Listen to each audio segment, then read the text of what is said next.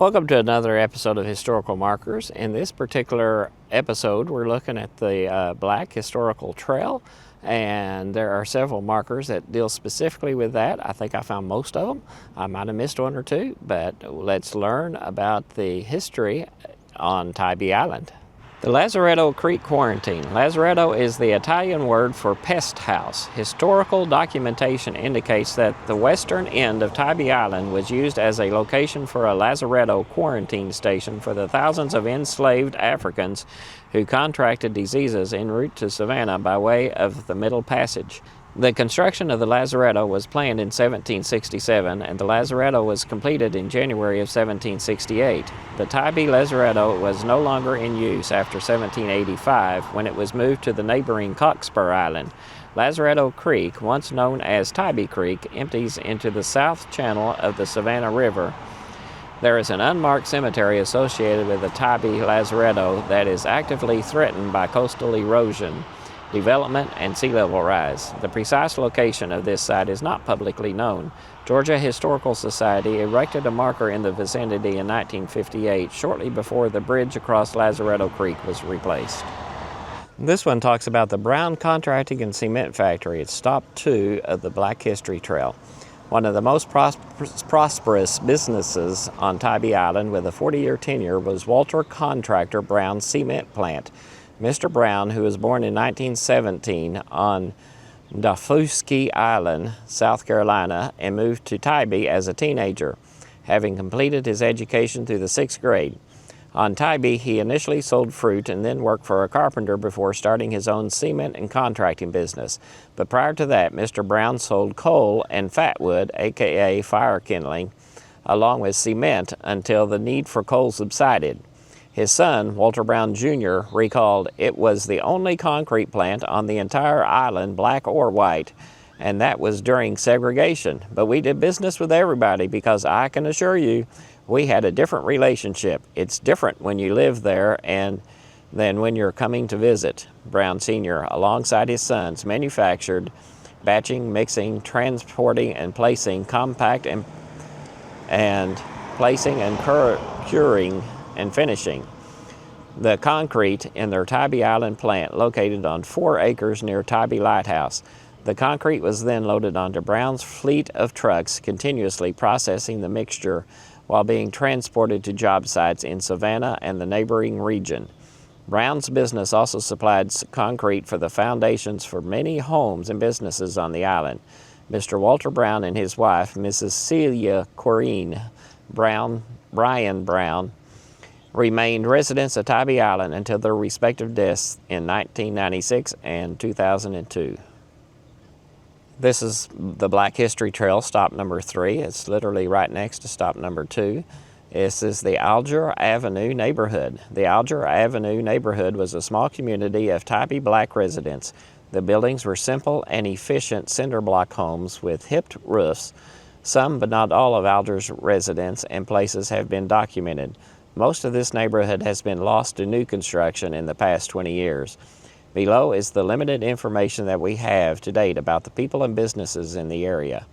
We have Bertha Tatnall was married to Edward Bones Tatnall, and Bones would shrimp and collect oysters on the Back River, while Bertha would pick crabs, clean fish, and sell soft drinks to customers who rented her husband's bateau.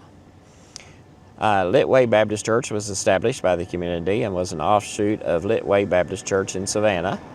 Johnny's Place was a nightclub that had 2 small tables outside but was eventually turned into housing. And Viola Watley, born in 1903, lived with her husband Greeley Watley. They had a beautiful yard with flowers, a fig tree, and chickens. Viola worked at Fort Screven as a teenager and into her young adult life. This is the Tybee Island Black History Trail, stop number 4, and this is the Tybee Island Light Station. A points out the Middle Passage markers, B is the wait-in markers, and C is the Gilyard Cottage. And we have those markers listed in another historical marker video, so make sure you look for those as well. This is stop number 5 on the Black History Trail, the original Gilyard Cottage site. Joseph Thomas Gilyard's hutment sat at this location from 1975 to 2007. Gilyard used the building as a guest cottage and a place to spend time with friends. It was never used as a primary residence. The hutment was donated to the Tybee Island Historical Society in 2007 and moved to the Tybee Lighthouse property. It has since been restored. Thomas Gilyard was born on August 10, 1926, and moved to Tybee from Hardyville, South Carolina in the 1960s. Mr. Gilyard was a former prize fighter with a fourth grade education. He was a hard worker and made a living on the island by driving a truck for the city of Tybee Island. The hutment, which is now located at the Tybee Lighthouse, was built for Fort Screven between 1900 and 1920. Mr. and Mrs. Alvin Cooney gave Thomas the house for free to be moved from the north end of Hosty Avenue to Thomas's property off Wilson and Naylor Avenues in 1975. Thomas's main residence, which he purchased from Lucille Jackson for $1,000, was located just across Wilson Avenue and was a cinder block house with jalousie windows. It has since been demolished. Thomas passed away in October of 2010. This is stop number 6 on the Black History Trail. It's the Brown family home. Walter Brown Sr., owner of the Brown Cement Factory, moved to Tybee from Gulfooski Island, South Carolina when he was a teenager. Over the years, Brown built up a successful cement business and eventually constructed a home for his growing family on First Street. They also lived in, owned, and built additional homes in the vicinity throughout the years. Although Brown was a successful Tybee businessman, his son Walter Brown Jr., born on Tybee in 1948, recalled folks on the island trying to intimidate his father to prevent him from building their home in this specific location. They said, "No, you're not going to build a house here." My dad said, "Yes, I am."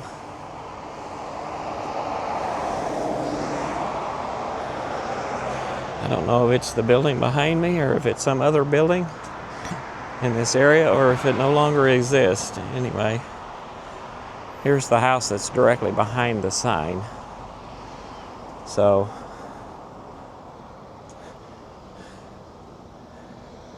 I'm not exactly sure where the building is.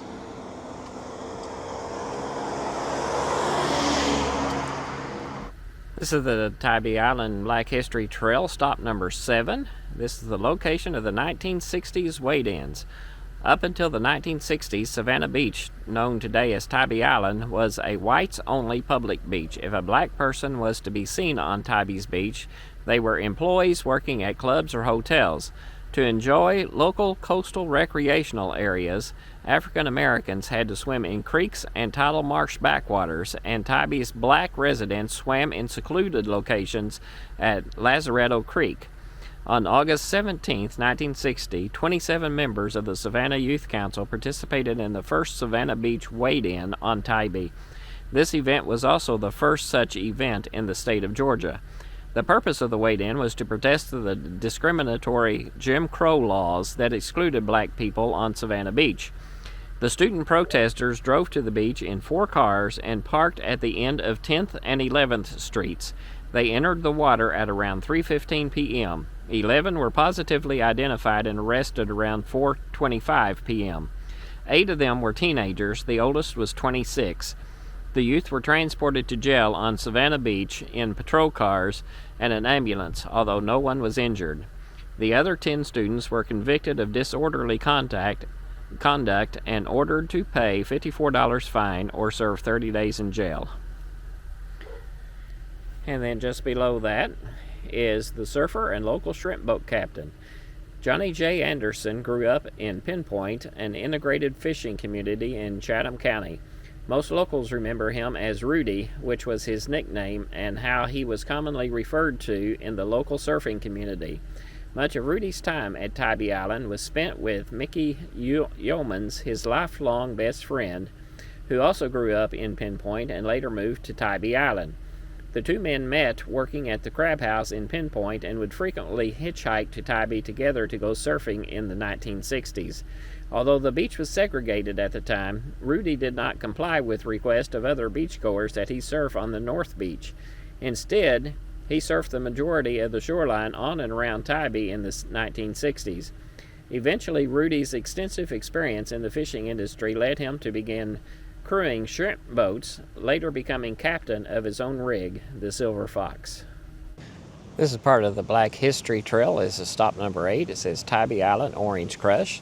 Orange Crush made its formal debut in 1988 as a beach bash for Savannah State University students celebrating the end of the school year.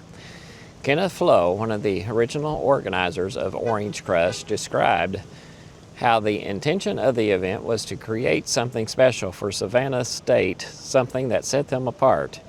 This event was initially sponsored by the Savannah State Student Government Association, featuring a Mr. and Mrs. Orange Crush swimsuit competition, a volleyball competition, and music on the beach. Orange Crush faced an uphill battle through its 30-year tenure on Tybee Island. Partygoers and promoters of Orange Crush engaged in ongoing clashes with residents and Tybee officials, charging them with racial discrimination and profiling.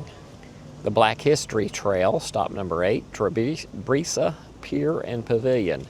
1933 marked the end of Prohibition and the beginning of a new era for music on Tybee Island. Famous black musicians of national and international renown performed jazz and swing with big bands on Tybrisa, a trend that would last until the late 1950s. Tickets for these shows were sold at the Savannah Pharmacy on West Broad Street. Cab Calloway's sister, Blanche Calloway, was among the first out-of-town swing bands after the Roaring Twenties to appear on the Savannah Tybee circuit. From New York, she was known as the Heidi Ho Princess, and her group was almost as famous as her brother's band. It was mostly during the 30s that the Harlem Club brought a dazzling array of famous big bands to Tybee via train. The African American community of Tybee, many of whom were Gullah Geechee, would bring covered dishes to the train to feed the visiting black musicians who were forced to sleep on the Pullman cars at the Tybee Railroad Depot due to segregation. The real entertainment happened on the parked trains with locals, food, music, and love away from the white gaze.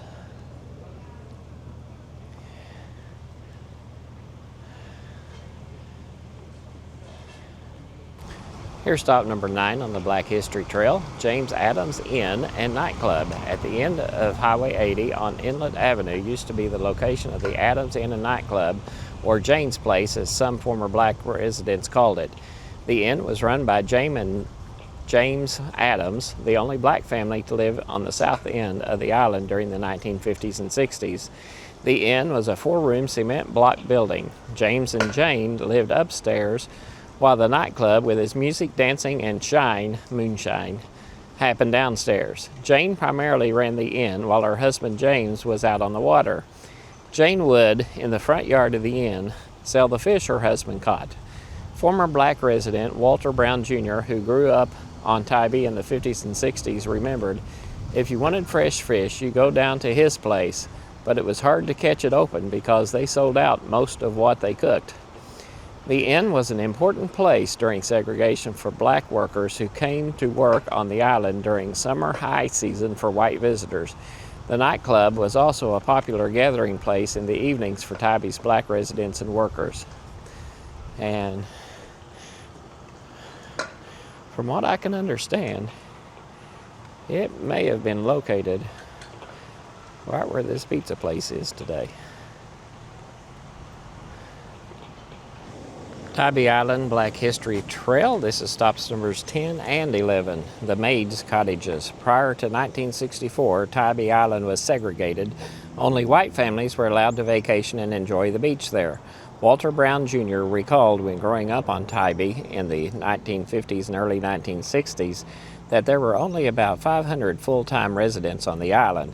However, in the summer, the island's population would grow. There used to be a lot of black people down here because people worked down here. And sometimes in the summers, when the place would swell, people would bring their maids with them.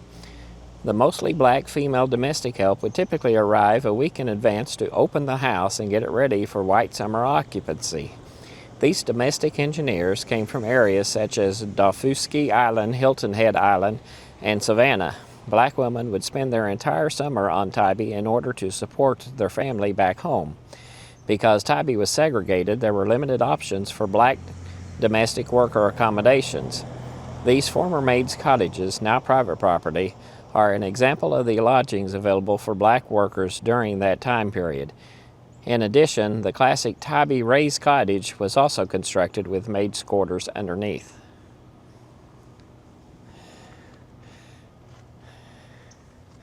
So I'm going to kind of guess it's probably this one over here on this side. It says there's a couple of them. I don't know where they would actually be.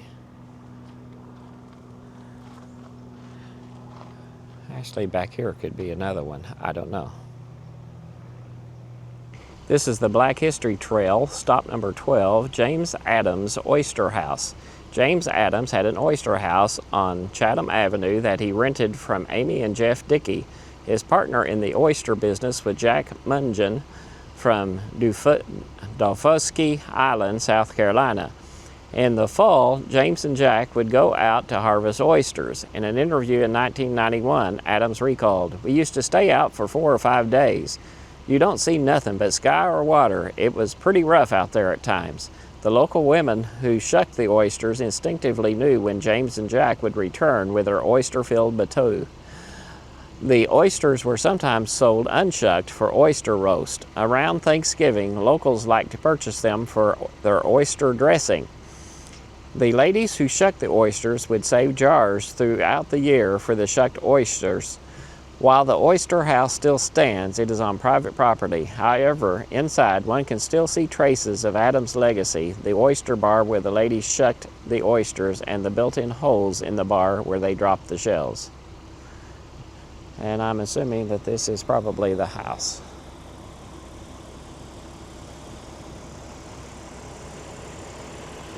This is the Tybee Island Black History Trail. This is actually stop number 13. This is Tybee Island Fish Camp. A black fish camp once thrived at the location of what is today AJ's Dockside Restaurant. In the 1930s, several black families lived along the Back River in a village of shanty homes known as a fish camp. Navigating the coastal waterways was second nature to many black Tybee residents whose livelihood often depended on fishing, shrimping, gathering oysters, and then selling their daily catch. One fish camp resident was John Curry, a skilled fishing guide who knew the rivers and creeks so well that he escorted General Eisenhower around the inlet during a pre-presidential campaign trip. Over the years, older white Tybee residents have recalled spending time at the fish camps when they were children.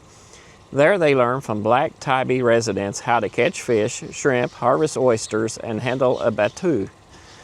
By 1947, the fish camp had been dismantled and the property was sold to the Notrika family. It was renamed Tybee Fishing Camp. Bones Tatnall worked the docks and boat hoist, and his wife Bertha sold shrimp.